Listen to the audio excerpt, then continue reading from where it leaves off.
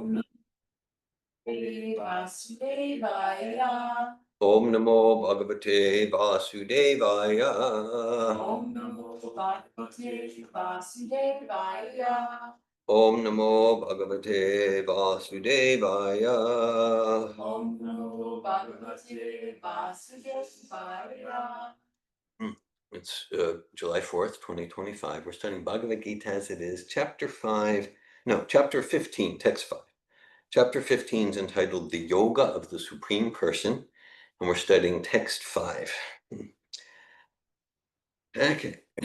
I'll start with the, in each line we can do responsively. Nirmana moha jita sanga dosha. Atyatma nitya vinivrita kama. Tvanver vimukta sukha samgyer. Gachantya moda padama vyayam tat. Nirmana moha jita sanga dosha. Atyatma nitya vinivrita kama.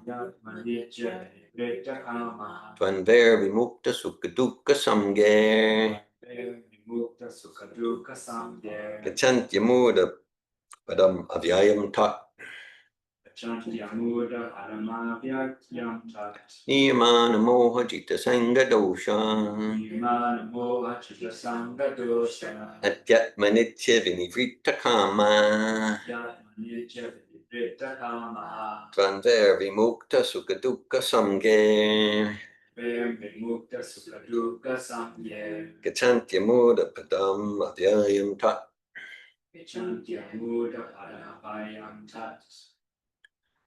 Would someone else like to lead the chanting of the verse? Nirmana moha jita sanga dosha. Nirmana moha jita sanga dosha. Yatma nitya vinivrita kamaha. Atyatma nitya vinivrita kama. Tvanvar vimukta sukha dukkha samgyer.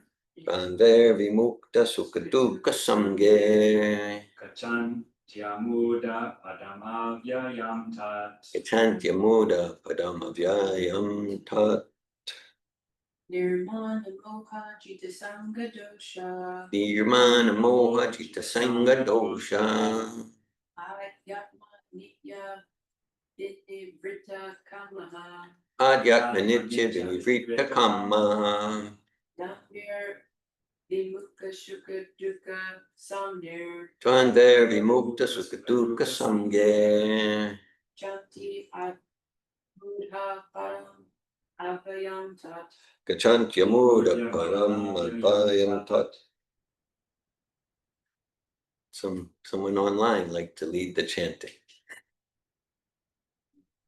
Nirmana moha jita sanga dosha. Nirmana moha jita sanga dosha. Adhyatma nitya vinivrita kama. Adyatma nitya vinivrita kama. Tvanvar vimukta sukha dukkha samgyer. Tvanvar vimukta sukha dukkha samgyer. Rajantya muda padamavyayam tat. Gachantya muda paramavyayam tat.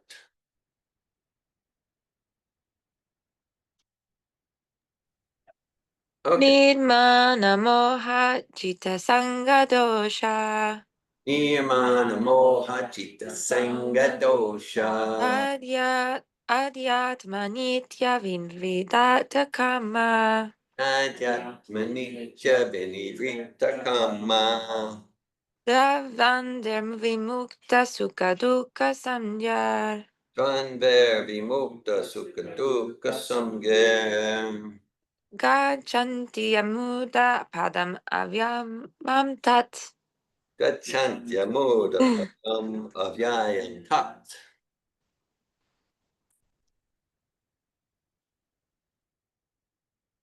Okay. We'll study the word meanings responsively. Near. Without. Mana. Respect. Moha. Illusion. Jita, Jita, having conquered. having conquered. Sangha, Sangha, association. association. Dosha, Dosha, faulty. faulty. Adhyatma, Dhyatma, spiritual. spiritual. Nitya, Nitya, eternity. eternity. Vinivrita, Vinivrita, associated. associated. Kama, Kama, lusts. lusts. Dvanve, Artare, with duality. With duality. Vimukta, Vimukta, liberated. liberated. Sukha dukkha, Dukkha, happiness and distress. happiness and distress. Samgye, Samye, named. named. Gachanti, Gachanti, attains. attains. Amudha, Amudha, unbewildered. unbewildered. Padam, situation. Situation. Avyayam, Yaya, eternal. eternal. Tat, Tat, that. that. Translation.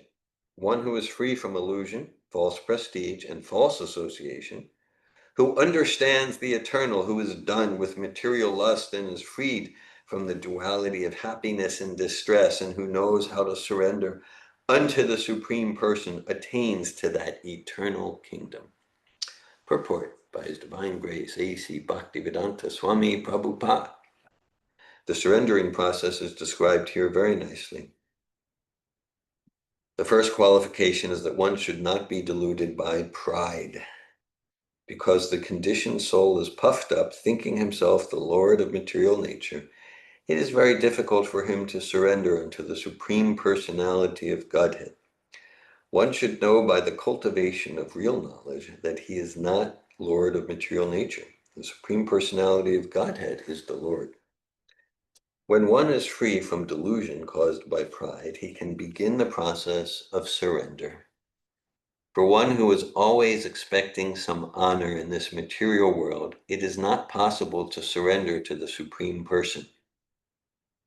Pride is due to illusion, for although one comes here, stays for a brief time, and then goes away, he has the foolish notion that he is the Lord of the world. He thus makes all things complicated, and he is always in trouble. The whole world moves under this impression. People are considering that the land, this earth, belongs to human society, and they have divided the land under the false impression that they are the proprietors. One has to get out of this false notion that human society is the proprietor of this world.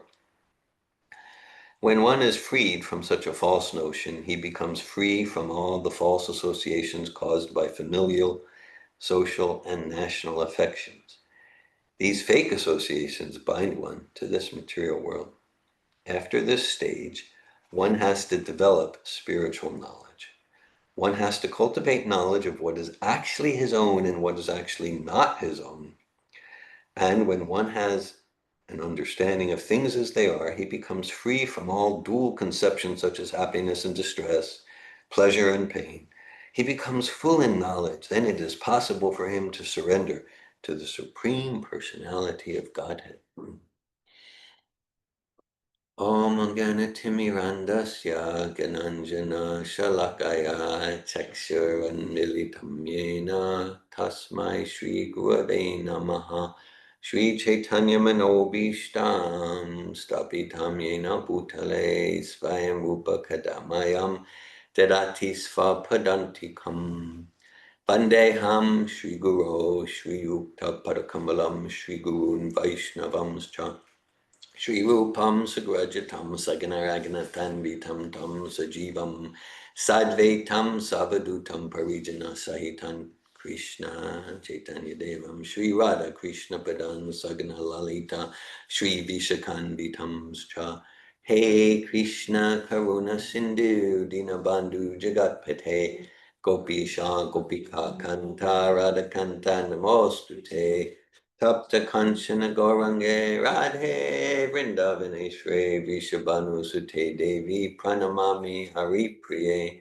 Vanchakalpata Yubhyascha Kripa Sindhu Bhyevacha Patita Nan Pavanebhyo Vaishnavebhyo Namo Namaha Jai Shri Krishna Chaitanya Prabhu Nityananda Shri Advaita Gadadara Shri Vasadi Gora Bhakta Vrinda Hare Krishna Krishna Krishna Hare Hare Hare Rama Rama Rama Hare Hare Namo Om Vishnu Padaya Krishna Prestaya Bhutale Srimate Bhakti Vedanta Swami Niti Namine Namaste Sarasvati Deve Gauravani Pracharine Nirvishesha Shunyavadi Paschatya Desha Tarine. Bhagavad-gita, chapter 15, text 5. Nimana moha jita sanga dosha atyatma nitya vinivrita kamantvan Vimukta Sukaduka Samgir Gachantya Muda Padam Avyayam Tat. One who is free from illusion, false prestige, and false association, who understands the eternal, who is done with material lust and is freed from the duality of happiness and distress, and who knows how to surrender unto that supreme person, attains to that eternal kingdom. Hare Krishna. Yeah, some of us are here in the United States of America, so today is July 4th. It's called Independence Day today. So this verse is talking about freedom, independence. Prabhupada has in his purport, people are considering that the land, this earth, belongs to human society, and they have divided the land under the false impression that they are the proprietors. Hare Krishna. So, remembering, this was a few years ago, and we were actually it was a program right here in this room where we are now, and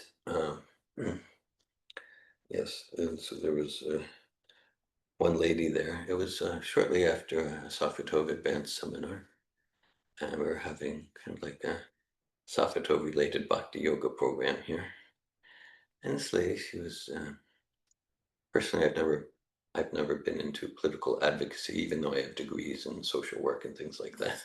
But I was always more into the psychological aspect rather than the political advocacy aspect. But she was very much into political advocacy, and she was like giving a lot of energy in her life for the what she said. We were having a talk right here in this room, and she was saying that that she's advocating for like the political power, the political posts to be with the indigenous people. Okay, like as a general principle, she happened to lived in Florida, and okay, like that. And she was saying because the land belongs to the indigenous people. So as some of you know, I have a way of being provoking. Maybe some of you have noticed that sometimes. Yeah, I don't believe that. Yeah, you're shocked. I'm shocked. Yes. So I said, the land does not belong to the indigenous people. Just right up, the land does not belong to the indigenous people. And I kind of knew what she was assuming. So she said, it doesn't belong to the white people.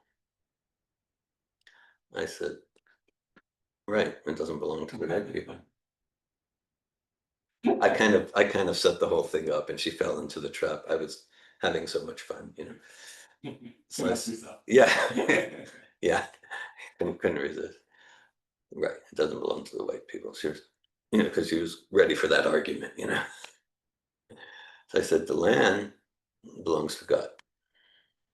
Land belongs to God. And then she was like a God-centered person, so she couldn't argue with that. But she was just like on the political platform. Political means like this. So then, so I said, I'd like to see the political power in the hands of those who like really have realization of how to use the land and the resources in service to God. And if all of them are in bodies called indigenous, or if all of them are in bodies called white Anglo-Saxon, or all of them in bodies called black or Chinese, whatever, But I just, yeah, I'd like the political power to be in the hands of those who truly know how to use the land and the resources and to manage people in service to God. Okay, so just this remind me of that. This remind me of that, and like that. And so, in the Srimad Bhagavatam, there's a text, Yata Tarur Mulani Sechanena, and that describes the root of a tree. The root of a tree. And so, in the analogy, the Supreme Personality of Godhead it is the root of the tree.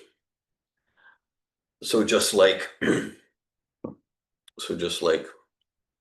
if we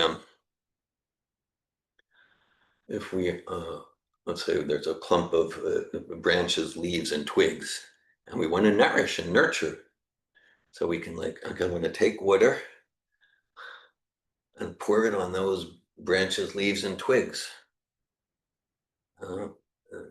Even those branches, leaves, and twigs won't benefit because that's not the process. That's not the process. Now, each branch, leaves, and twigs on each clump, that represents this nationality, or that gender over there, or that race, or that political ideology, or that species. Okay. So the process is, if we water the root of the tree, yata turur mulani shechanena, if we water the root of the tree, then all the branches, twigs, and leaves are all the branches, they're nourished. They're nourished. And so this gets at like the real, let's call it peace strategy, peace formula. And so by cultivating the knowledge of the art and science to water the root of the tree, to serve God with love and devotion, which is a way to say bhakti, the process of bhakti, then we're serving all of the genders and all of the races and all of the nationalities and everyone of every political creed and like that. Okay. Otherwise, to the extent that we don't have mastery of that art of watering the root of the tree, we're going to be sectarian. Now, in what I'm saying, I'm in no way minimizing, let's call it the character, let's say someone says, I serve my country, I fight for my country. Okay, so there's something valorous about that, and we're not denying that. There's something brave and courageous. Okay. And we're looking philosophically. Okay, so let's say, yeah, okay, in that same verse in the fourth canto, with the root of the tree, the same verse has another analogy, and it's about, okay, the Supreme Personality of Godhead represents this, is represented by the stomach. Okay, so the hand, so that the hand's function, you're smiling because you know where I'm going with this one, that the hand's function is to serve the stomach. Let's say one day the hand says, like, I'm not going to serve the stomach. I'm going to enjoy the food myself. It's meant to be a gross analogy. It's deliberately meant. Okay. Okay, so the hand, it's like it's not happy. Okay. So if the hand surrenders, again, that's bhakti, the hand surrenders to its role, put the food through the mouth into the stomach, then the hand is nourished and pleased in all parts of the body. Okay. So let's say someone says, and today's July 4th, it's Independence Day here in the United States. So let's say someone says, yeah, so I fight for the United States of America. Again, there's something about, because like it's not just like animal life, like where can I eat? Like serving something bigger, and that's Bhagavad-gita. Just if one does serve their country or their community, it's something It's something bigger. We're serving something bigger than just our, the very concentrated senses. It's an extent. I serve my family. So there's definitely something noble about it. Still, if we look philosophically, so you serve the United States. How come you don't fight for Paraguay? Paraguay? Why should I fight for Paraguay? Well, how come you fight for the United States of America? Now let's think about it. Well, because this lump of flesh and bones and blood and bile, this took birth in a place called the United States. So the United States is the best because this lump of matter took birth here. The gators are the best because this lump of matter took birth in North Florida. Okay. So if this lump of matter took birth in Irkutsk, then Irkutsk is number one. So it's all based on this body. It's all based on this body. Yeah. I remember actually my first philosophical memory ever in this lifetime, the spirit, soul, and the body, called David Wolf. My first philosophical memory ever. Yes. So I know maybe I'm whatever, 7 years old or something. And so my dad, Jules Wolf, he would take us to like the Phillies games and the Eagles games and things like that. I grew up in Philadelphia, Pennsylvania, number one.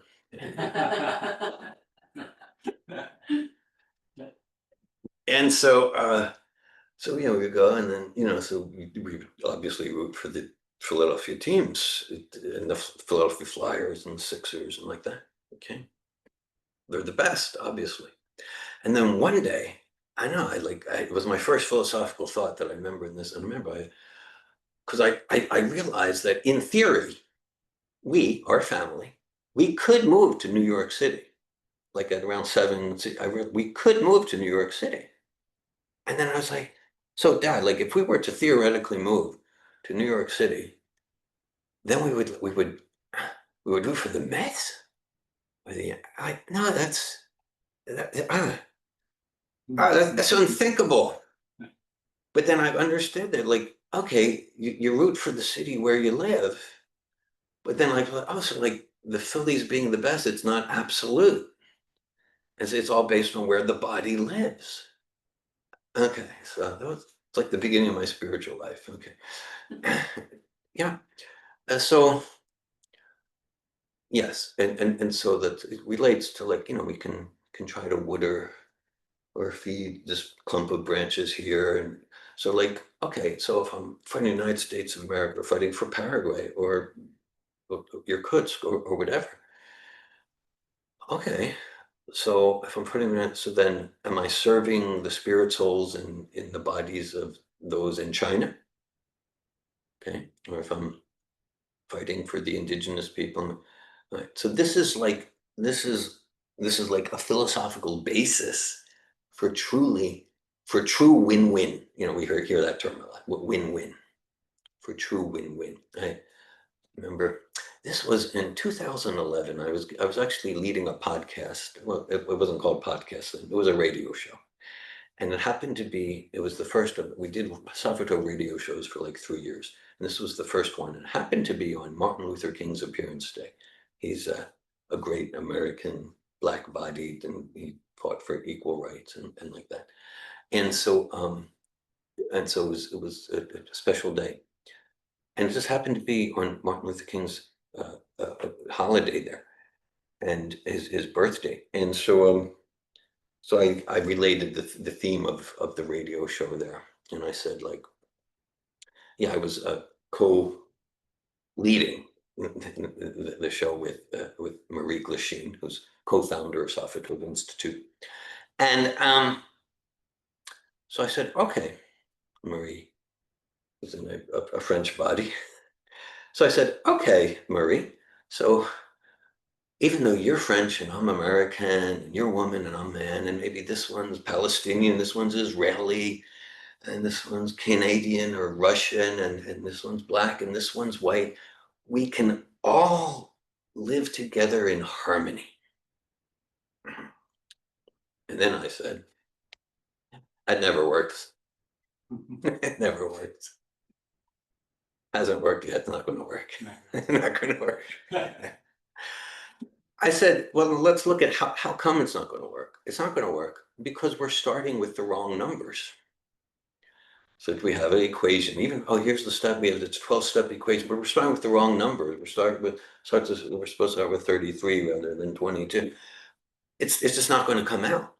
So we're starting with the illusion that on this lump of matter, it's not this bhakti yoga, it's very world embracing. It's not about rejecting the body, it is about cultivating knowledge of how to use it in service of self-realization. And so, just like, analogy we're all familiar with, we're not the car, we're the driver of the car. Okay, so if I'm under the illusion that I'm this car, let's take care of the car, and we want to take care of the car. But then, like, I haven't eaten in a week, haven't drank water in 48 hours, haven't taken a bath or a shower in 2 months. Then it's not going to work. It's not going to work. So if we're starting with the wrong numbers, a misconception of my very identity, then if I'm thinking you're that car and I'm this car, it's not going to be peace and harmony. It's going to be anxiety and friction and scarcity and vicious competition. So this some of you have heard me share this story. So this was about a decade ago, and I was in Golden, Colorado. Golden, Colorado. Of course. Yeah. I was, and actually I was conducting courses, and we conducted a lot of courses in Colorado. In fact, I don't know if you know Govinda, she's a co-director in ISKCON Denver. She'll be assisting me with the facilitation in Austin, Texas. A week from today, we'll be conducting a foundational seminar in Austin, Texas. So, yes, so I was in Golden, Colorado, and I was giving a keynote presentation to the faculty of the hospital. And so most of the audience was doctors, nurses, medical professionals, some social workers, some psychiatrists, like that. So I started the presentation, and I said, imagine someone comes to you and says, I've hurt my finger. Now, in that simple phrase, my finger, there are two entities. There's the finger, and there's the owner of the finger. So I asked the doctors and nurses, who are you treating? Are you treating the finger or the owner of the finger? Hare Krishna, David Platt. I wish you could stay longer, but I have a meeting, unfortunately. You have me at the Bhaktivedanta Institute, one of Prabhupada's most dear projects, for sure. You can just keep it on the solar or whatever. That works. Okay, I'll look forward. I'll be back in Gainesville before long, so I'll look forward to coming back for more new programs. Great. I look forward to further association. Hare Krishna. So, the staff, the doctors, the nurses, they look kind of bewildered. And then the director of that, it was a veterans hospital in Golden, Colorado. The director said, oh, David, that's a simple question. Who are we treating? But we've never really thought about it. So I said, well, yeah, it's an important question. Because the finger, it's essentially made of the same stuff as this table, or the terrazzo floor, or the window shade. It's dead matter. There's no healing potency in the finger. There's no healing potency in the finger. The healing potency is in that irreducible quantum of consciousness that inhabits the body. That's the owner of the finger. Okay, so to do actual welfare work, para upakara, to do actual welfare work, means that we have realization, or at least cognitive understanding. And this whole process of bhakti, we get cognitive understanding of the distinction between the body and the soul. To make more distinctions, there's the gross material body and the subtle material body made of mind, intelligence, false ego. And just like we're not the hardware, we're not the software, we're the operator of the computer.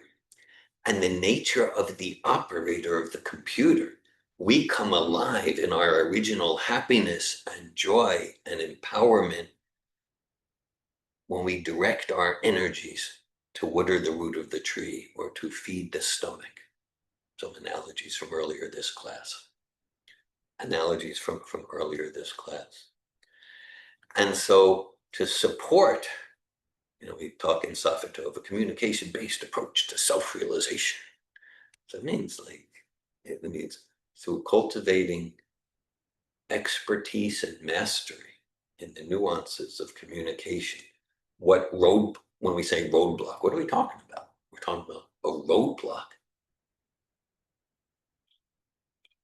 to courageous introspection, a roadblock to the self turning towards itself and peeling off the layers and seeing what's true. Like that. So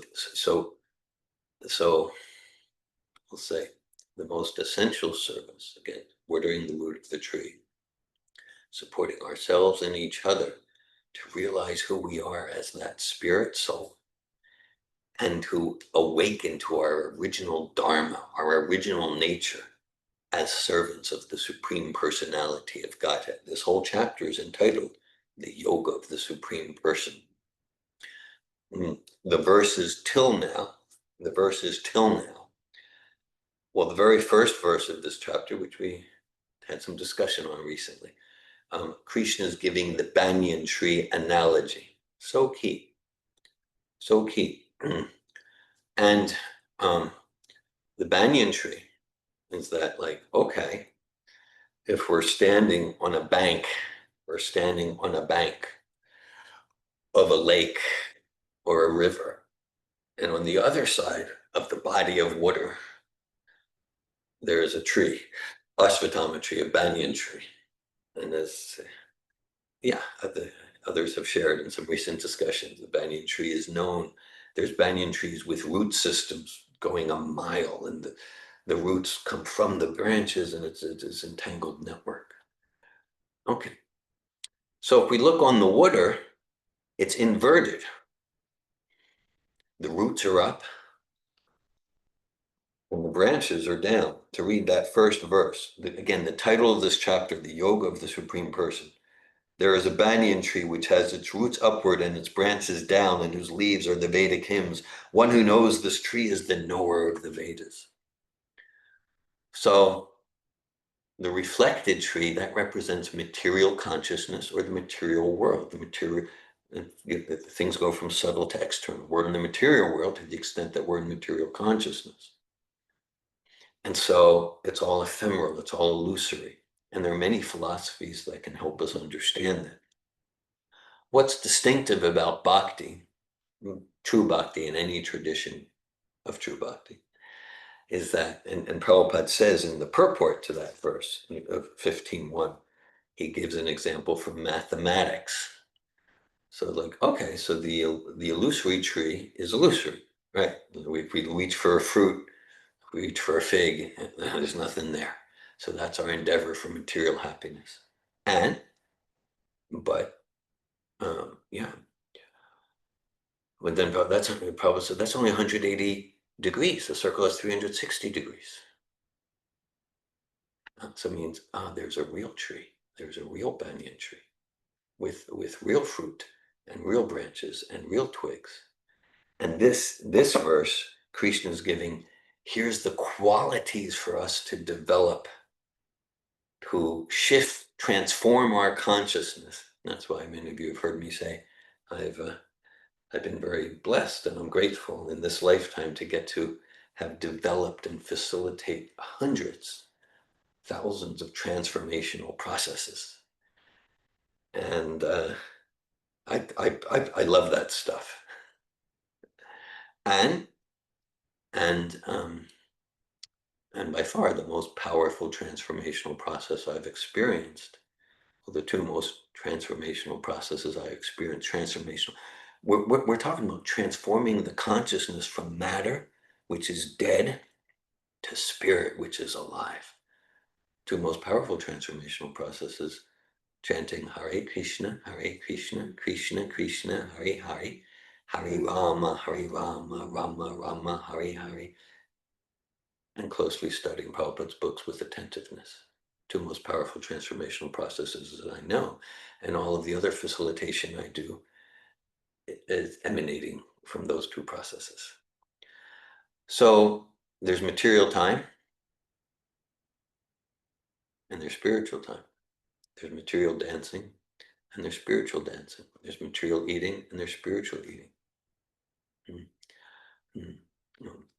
It's described in Goloka Vrindavan. There's the eternal presence of transcendental time, who is free from past and future, and hence is not subject to the quality of passing away, even for the space of half a moment. From a shadow, or a reflection, shadow, same idea.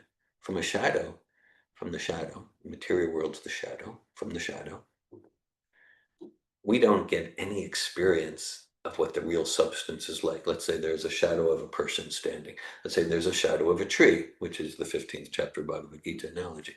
Let's say there's a shadow of a big building. We don't get any idea of what the actual building is like from the shadow. But from the shadow, we can know for certain with just a little intelligence, there must be the substance. Here's a shadow of a tree. There must be a substantial tree with real fruits, real branches. Here's the shadow of a building. Oh, there must be a real building. I wonder what the bricks are like. I wonder what color it is. Okay. So time's here. Time is here. Oh, there must be spiritual time.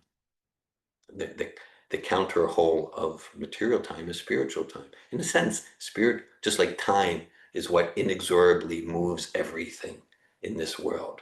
Okay, time. Time and tide wait for no one. Time just inexorably moves. But I wanted to just stop for a few days. Not going to happen. Time just moves on. We feel it in our body. We feel it's imperceptible, but the years go on. Time inexorable.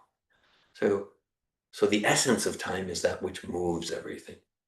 It moves the subatomic particles. It moves the Roman Empire to destruction. So we can say in spiritual time is love, bhakti. That's the essence that moves everything. Their spiritual color, their spiritual music. Nothing could exist in the shadow that doesn't exist in the source. To enter into the real banyan tree, that's the process here. One who is free from illusion. So this is substantial service, supporting ourselves and others to come out of the illusion. So many illusions. The core foundational illusion, that I am this body. And that means I'm from Philadelphia. Here's the thing though, according to Bhagavad-gita, the eternal soul that's in a body called David Wolf, the eternal soul is not actually from Philadelphia. It's shocking, I know. It's shocking. Yeah. So right, I'm white male, I'm 64 years old. Okay. So no, that's this car. That's this car. Okay. So we can at least intellectually understand that. And then to the extent that we give ourselves to a process, then we get to, as Krishna says in Bhagavad-gita, Rajavidya Rajaguyam Pavitram Idam Uttamam Prajakshavāgamam Dhamyam Shushukam Kartamavayam, quintessential verse of Bhagavad-gita.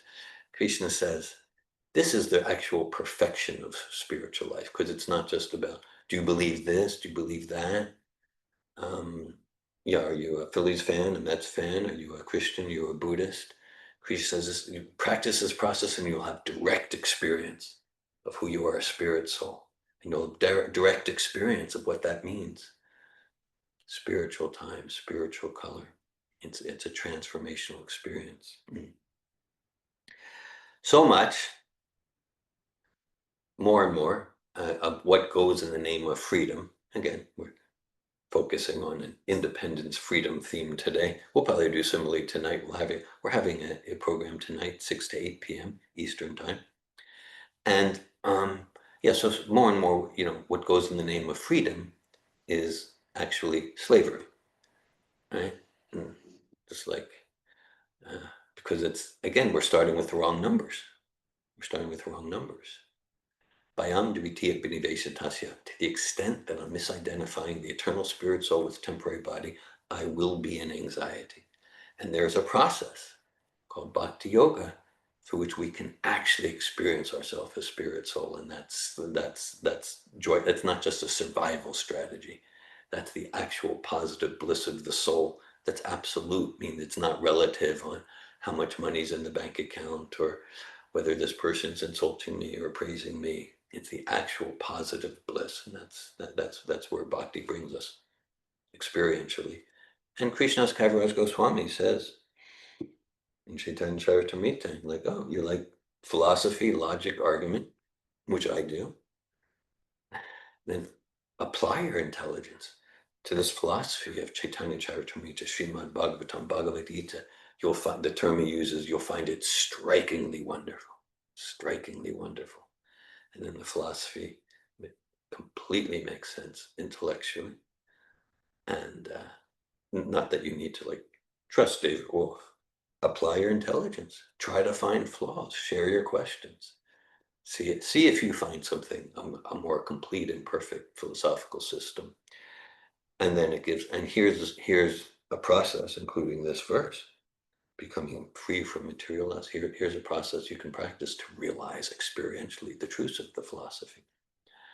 So just like if someone says, oh, I have so much freedom. I have this, I don't even know what it's called, application, program, contract, where I can choose from 250 different channels on my super widescreen TV. Is that freedom or what? Okay, could you not watch any of those channels ever for the next 2 months? Oh no, I'd go through withdrawal. What would I do with my time? Oh my God. Yeah, I could, well, I could smoke this or that, so much freedom. Well, could you give up smoking completely? Okay. So much of what goes in the name of freedom is being a complete slave to my senses. Because thinking the I on my tongue, on my genitals, on my eyes, like that. So we quote Paul Selo a lot. Actual freedom is the capacity to commit to our highest good. To commit to our highest good means, who is this I? Am I my senses? Am I this body that was born in a particular location on the planet called Earth? I'm actually spirit soul. What's the actual best interest of the spirit soul? Anandamayo Vyasat will actually make me as a spirit soul happy. That's the science of bhakti. That's the science of Bhagavad-gita. Bhagavad-gita gives so many paths, so many yoga systems, so many. And all of them lead to bhakti. That's just Bhagavad-gita. We say, well, I have a different opinion. Okay, here's the source of all yoga is Bhagavad-gita. Bhagavad-gita, actually in our Bhagavad-gita course, we're studying chapter 6 now. And it describes a lot about the Hatha yoga system and the asanas. It's there, chapter 5, chapter 6. And the culmination, yoginam api sarvesham madgaten antratmana shradvan bhajate yomam same tatamomataha. And all of that culminates in watering the root of the tree. It culminates in, okay, so the idea is the yogi meditates for 15 minutes a day and lose 10 pounds a month. It's actually not the ultimate goal of yoga. Actually there's some lecture, and Prabhupada's talking about the yoga system. And at one point Prabhupada says, I'm not speaking about fat reduction yoga. He says that. I'm not speaking about fat reduction yoga. So actual yoga, like the English word yoke, yoga means to connect. Ultimately, the soul turning with devotional intention to itself and to Krishna, the Supreme Personality of Godhead. So the Hatha Yoga means that the sense of actual Hatha Yoga it literally takes like thousands of years to achieve perfection. I'm not exaggerating. That's why it's not, it can be so helpful for muscle tone, and it can help with but the actual perfection, it's for a different age where persons lived, a lot longer. So the Hatha Yoga leads to the yogi meditating on the super soul and then developing bhakti. And similarly for the Jnana Yoga, the Raja Yoga, the impersonal path, it all leads to bhakti in its ultimate conclusion. This is the Siddhanta, the conclusion of Bhagavad-gita. So this verse, this is chapter 15, text 5. Niyamana moha jita sanga dosha yatmanitya vinivritta kamad banver vimukta sugatstukka samger gachant yamuda padam avyayam ta. One who is free from illusion, false prestige, and false association, who understands the eternal, who is done with material lust, and is freed from the duality of happiness and distress, and who knows how to surrender unto the Supreme Person, attains to that eternal kingdom. Hare Krishna. Thanks for hearing Bhagavad-gita. I welcome at this time if anyone would like to ask any questions or share any comments or realizations or challenges or whatever you want to go with it. Hare Krishna. Questions or comments?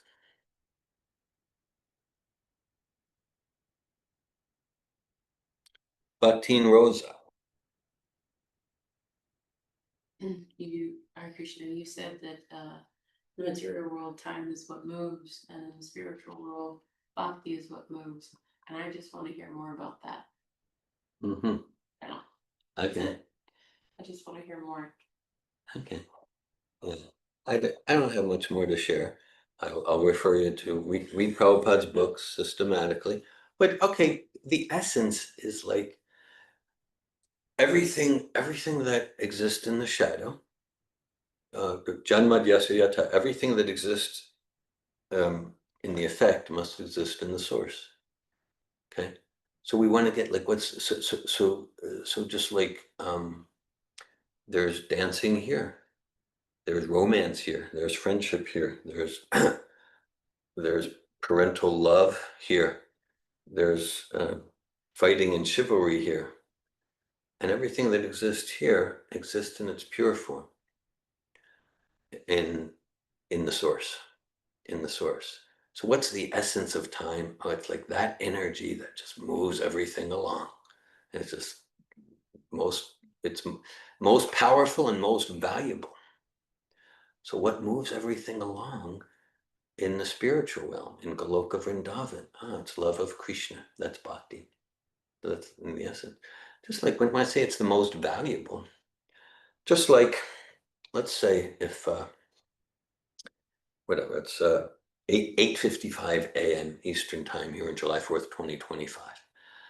So let's say if we're just like squandering time, it's like, okay, whatever, we wasted a moment. Okay, so let's say we waste one moment. But let's say we're very wealthy. Let's say we have billions of dollars. I can buy that moment back. No, actually not. Actually not. So even one moment of time is more valuable, more precious than the millions and millions of dollars like that. How precious time is. We can't buy it back, and that like we get to be moved to urgency. Let me use each moment.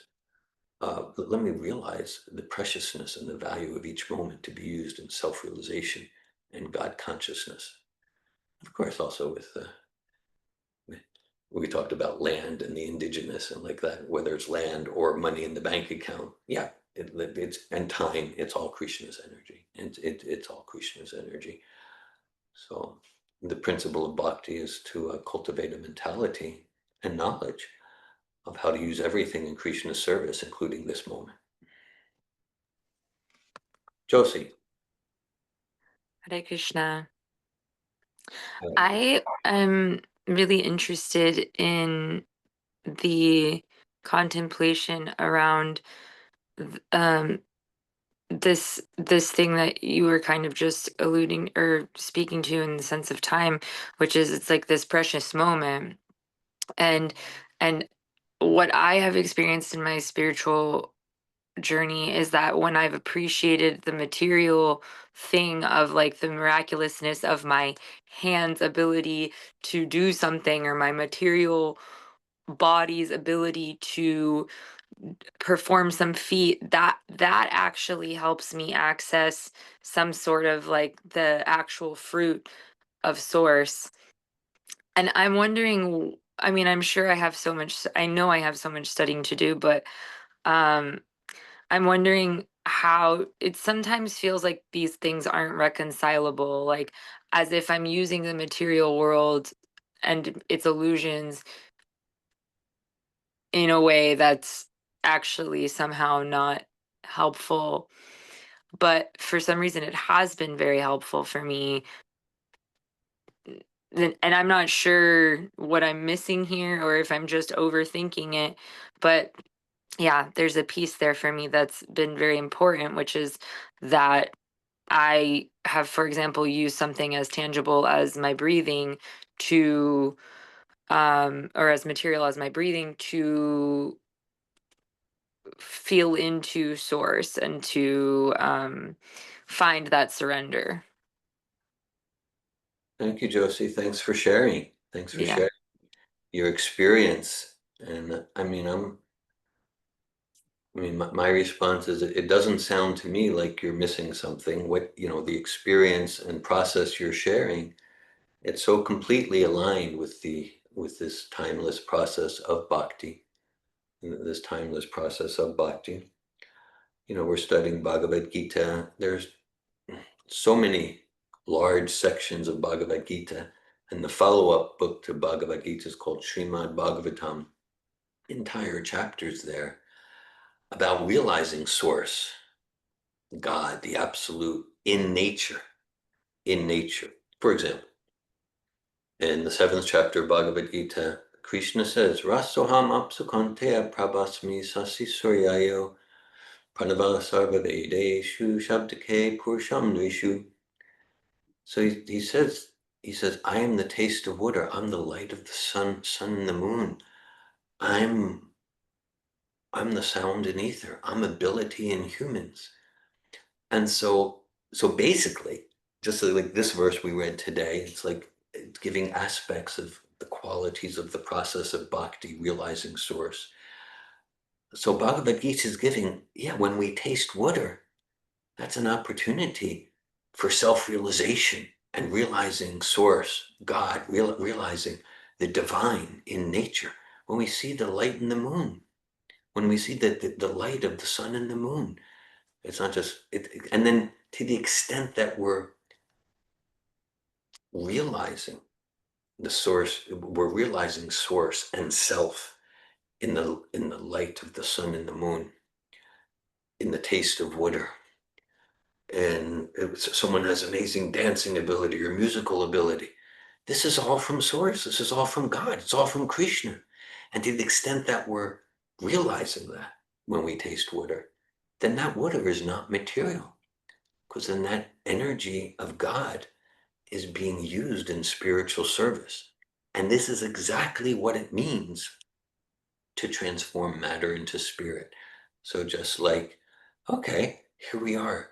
We're using this technology, Zoom, internet. Here we are. Earlier in our program, we had kirtan. So this terrazzo floor, it's not material, it's spiritual. These instruments, the kartals, that if we use money in service to source, if we're tasting water and realizing who we are as spirit, soul, servants of God through that taste of water, then that energy becomes spiritualized through our very consciousness. And I'll just summarize the principle in a text by Srila Rupa Goswami. Anasaktasya visayan yatarham upayunjadan yabanda Krishna sambande yuktam vairagam uchyate. And that's meaning that this process of bhakti, it's completely world embracing, not world rejecting. It's not about, oh, the water's material, oh, the breathing's material. No, it's about cultivating realization, how to realize and use everything in service of source. And then that same energy becomes spiritual.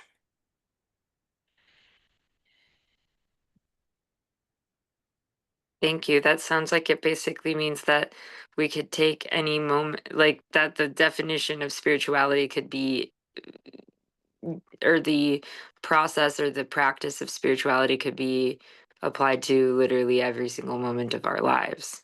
Yeah, correct. That's bhakti. And it's not a whimsical thing. It's not just like, oh yeah, whatever I do, it's spiritual. No, there's a science, there's an art of of of of how to relate to everything's God's energy. Everything is potentially spiritual if it's used in service to God, and that and through the process of bhakti we get understanding of how to use and see and relate everything in God's service. Not just like, oh, okay, so let's say I'll smoke this and do that. It's all spiritual. The energy is spiritual. The question is the way that I'm relating to the different energies, is that actually bringing me and others closer to self-realization and source consciousness? Okay. Yeah. Thank you. Okay, thank you, Josie. Thank you. Sylvan.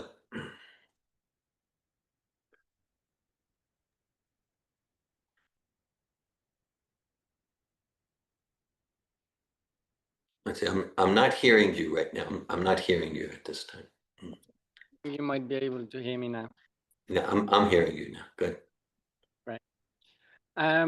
Yes, you were right. I'm on the border. I can actually see Wales from where I am, near Hereford, like you said. Thank you for welcoming me then. You just said anything that is materialized has got to have its existence at the source. Okay, so can you talk about a missile that causes so much, as a tool for destruction for so many creatures? Sure. Missiles, yes. Missiles are also Krishna's energy. Missiles are also Krishna's energy. What else could they be? Yeah, missiles are also the energy of the divine, like that. And like any energy, it can be spiritually used, or at least used in a good way. I'm distinguishing good from spiritual there. Or it can be used in very evil, wicked ways.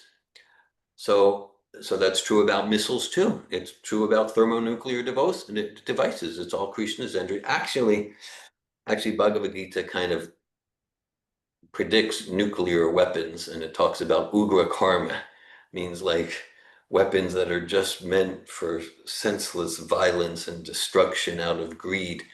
And so Bhagavad-gita talks about ugra karma. And actually, in the Vedic age, there was nuclear weapons, actually. But so the principle is there. So also missiles, it's the idea of defense. Like let's say there's a community, a nation, and it's the responsibility, ideally, of the leaders, including the political leaders and the social leaders and the cultural leaders and the spiritual leaders. Well, especially let's call it the warrior class, to protect the innocent citizens, not just the people, also the animals and the plants, to protect, so that everyone gets to live their life, to water the tree according to their way. And so if there are yes, and so if there are people, people with vicious intentions and they're attacking, then there can be defense for truly spiritual purposes. You can talk about missiles, but let's just say, let's just say someone has his family and he sees there's someone on the street who's like killing people and killing children, terrible things. Okay. And okay, so then this person's coming in to his house to kill his family members and his wife and children. Okay. And the person has a gun. Is the gun good or bad? Well, that this is even like from a material example. Okay, so there are good, healthy, justified, even spiritual uses for defense weapons, a gun and a bullet, and also a missile, if it's actually used to protect people, to support those innocent people to practice their dharmic life, their spiritual life. So also for all of these weapons, they could, in theory, be used for at least good purposes and even spiritual purposes. Unfortunately, most of what's happening in most weapons in the world today, they're used for very lower mode, vicious, greedy, power control purposes. But in principle, it's all God's energy, including the missiles, could be used for spiritual purposes. Okay, so that makes sense to me. That I'm hearing you, but your voice is kind of faint. Yeah, it's good. So yes, it does make sense to me that missiles, weapons can be used for spiritual purposes, for defending. What I wanted to hear about is at the source, why would there be a need for defending?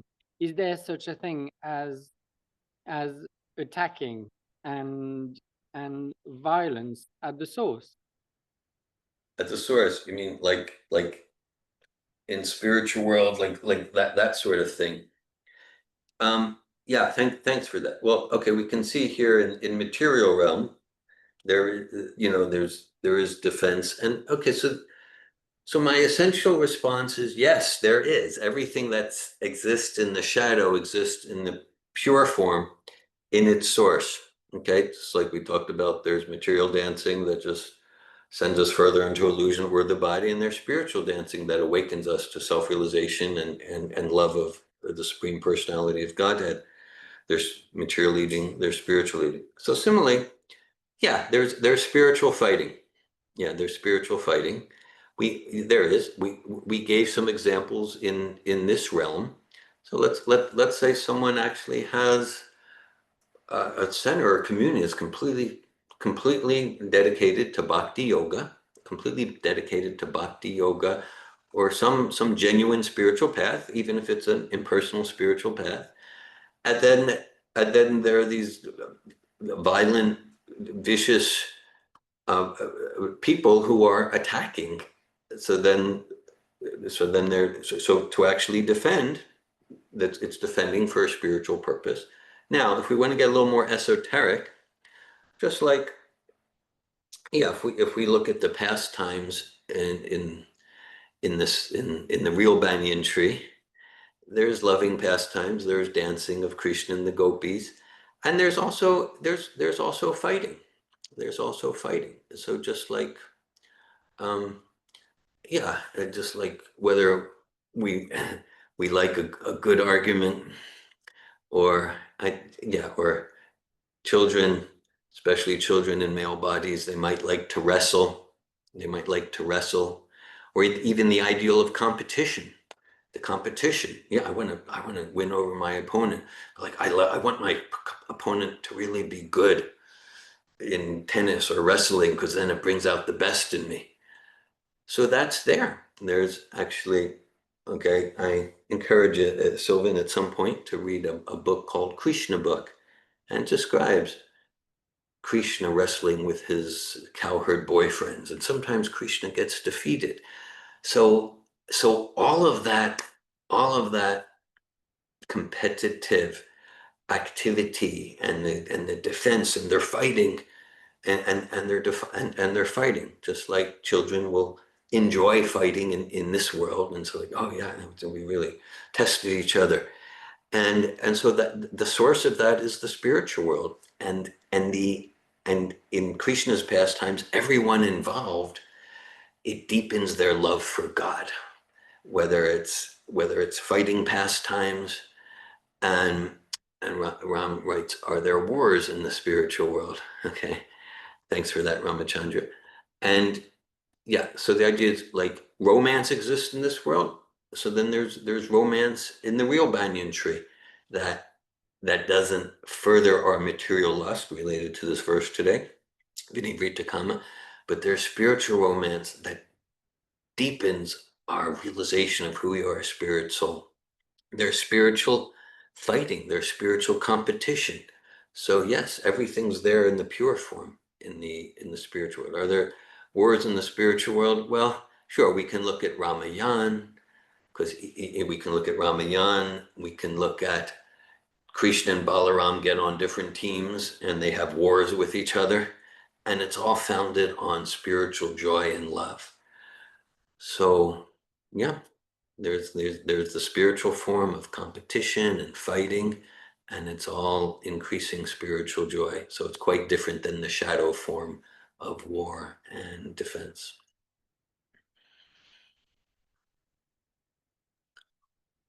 Thank you. So yeah, in the context of what you're talking about, that now makes sense. Yeah, like the pure children quarreling, and that gets extended to major shadow ways in this material world with a missile. Yeah, thank you. Yeah, that that clarifies. Yeah, thank you. Thank you so much. Thank you so much.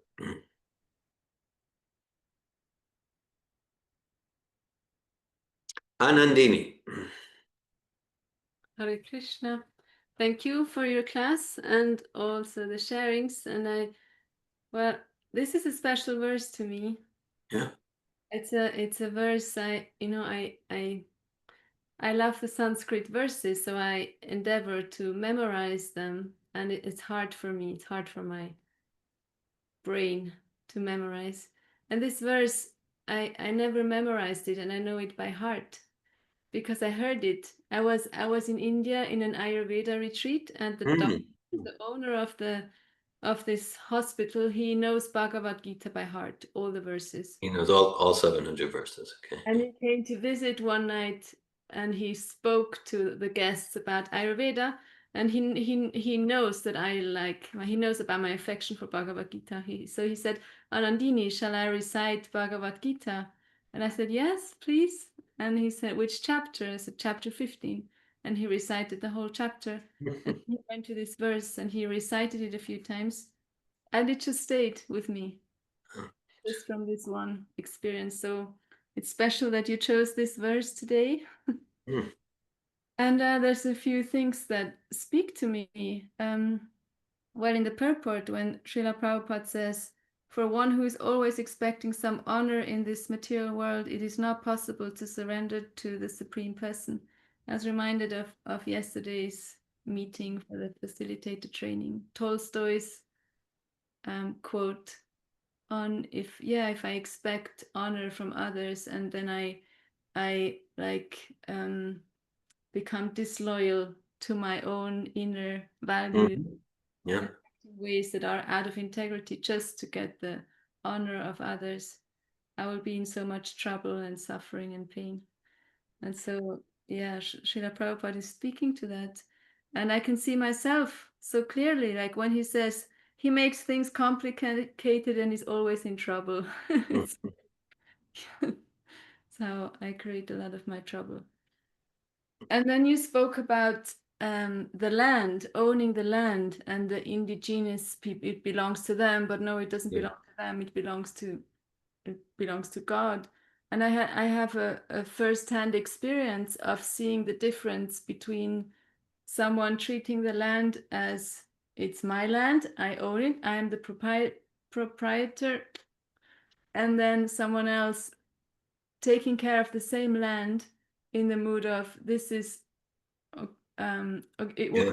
this is not God's, that's not wasn't her, speaking about my Rosenberg seminar place experience when we lived there. And first there were the managers who were in the consciousness of we're taking care, we're guardians of this land. And that's how they treated the land. And it was like just in so much abundance, so many flowers and insects and just beautiful. And then they left, and then the owners came and, with the tractor and said, we owe this land and we're going to make the land our, what is the English word? Our slave. Yeah, it's like, yeah, we'll control it and enjoy it. It's for us to exploit however we want. And the effect it had on nature, like nature just, it was as though nature just withdraw all her beauty and her abundance, and insects disappeared and wildlife disappeared, and just like a huge difference, and just the inner attitude. And the managers who were in the mood of we're guardians, they were not in God consciousness, they were in nature consciousness. Yeah, they truly honored and loved Mother Nature. Yes, and it just made a huge difference.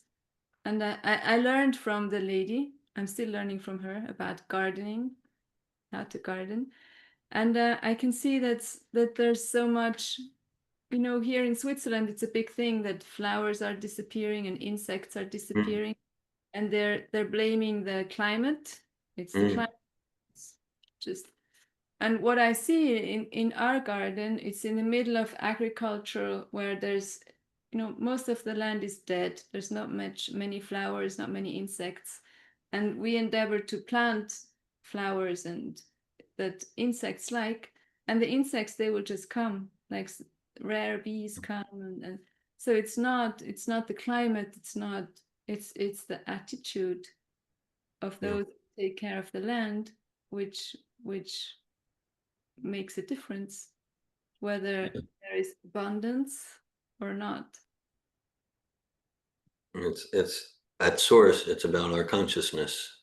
It's our consciousness. And this term Mother Earth can be seen as sentimental. Same time, we know from the Vedic knowledge, no, this, like, just like we have our body and we're the spirit, soul, inside. So the earth is the body of a goddess, and her name is Bhumi. So there really is Mother. She really is a person. It's not just some mythology. She really is a person. And yeah, to the extent that we're treating her in a sattvic way, just like there's sattvic communication, sattvic habits, then naturally she's joyful to reciprocate. And to the extent that we're treating her in rajasic, tamasic, self-absorbed, exploitative ways, then she's like, okay, I'll reciprocate accordingly. And so like Mother Earth is a real person. So with what consciousness are we relating to that person? And you might say a more complete level, as described in Krishna book.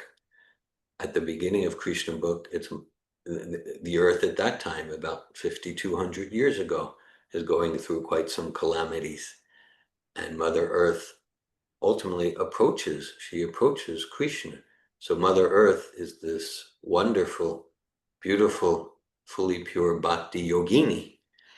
And so she serves Krishna. And so there's treating Mother Earth in a sattvic way. And then even more complete, to the extent that we're living in bhakti, service to Krishna, then Mother Earth is so joyful, and then naturally she reciprocates with abundance. So this is spiritual ecology, spiritual environmentalism.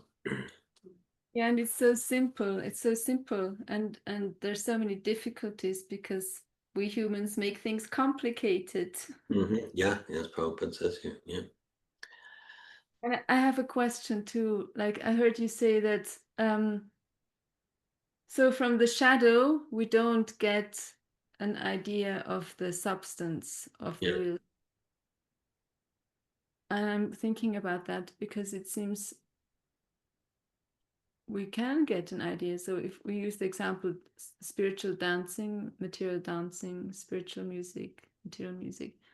So I have an understanding of music. So there's a cello. My daughter plays cello, so I hear cello. That's material music. And then we sing kirtan, and sometimes she plays cello in a kirtan, so it becomes spiritual music. Spiritual. Yeah. So If she's playing Beethoven's Ninth, that's also glorification of God. That's also spiritual. yeah. So what does it mean when you say we don't get an idea of the substance? Well, it's an analogy to help us understand. Well, from the essential message is from the shadow, we can know clearly that the substance exists. Okay, and just like the shadow has a form, it might be a distorted form, but okay, the shadow has a form, so there must be form in the actual tree. There must be form in the actual tree. Okay, so just like yeah, from the shadow, we get no idea what's the texture of the tree like. What's the color? Are the leaves red or golden? We don't get any clue from the shadow. But from the shadow, we know there's a real tree. We know there's a real tree. Okay. And then we need to actually see the real tree and have an experience of, oh, the leaves are red and the trunk is kind of dark brown and okay. So similarly, from everything in the material realm, we practice bhakti yoga, and then we get more and more of an experience of the real tree. And until then, intellectually, we can know, just like Sylvan's question. So is there fighting and defense in the spiritual realm? Well, yeah, we can see, like, yeah, children, yeah, they like to fight. And it's not always like you're my vicious enemy and I'm going to kill you, but it's like, there's competition. Okay, so that's an indication. Yeah, there's healthy forms of it, and there's completely pure forms of it. There's romance here, and there's color, there's personality, there's music, there's humor. And so there's material form, and then let's call it there's spiritual form in this realm, and then there's the spiritual form in the Loka Vrindavan. Yeah, thank you. And what about the Bible that says that humans are made in the image of God? Yeah. B'Tselem Elohim, that's the Hebrew. And, in modern colloquial Hebrew, a tzilum means a photocopy. And so the original biblical is B'Tselem, means yeah. So that's a great reference on Nandini. Okay, so like here, humans, we've got like this two-armed form. So the original form of the personality of God, Ite Jamsakla Pumsa Krishnastu Bhagavan Svayam, is also a two-armed form. At the same time, so God's like me. Now this is the shadow. But from the shadow, so there's an original two-armed form. Now what's it like? Well, for that, we need to enter into devotional service. But intellectually, we can see, so the Bible is very correct there. B'Tselem Elohim, Hare Krishna. Thank you, Hare Krishna.